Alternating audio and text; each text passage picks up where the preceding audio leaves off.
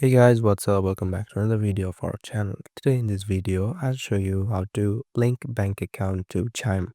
So without wasting any more time, let's start our today's video.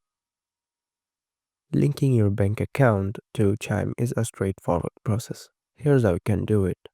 Open the Chime app. Launch the Chime app on your mobile device. Tap on Move Money tab at the bottom of the screen. Select Transfer from other banks. Tap on Link your external account and agree to use Plate. Select your bank from the list and enter your bank's login credentials.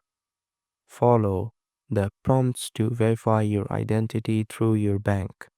Once your bank account is linked, you can initiate transfers or manage your accounts.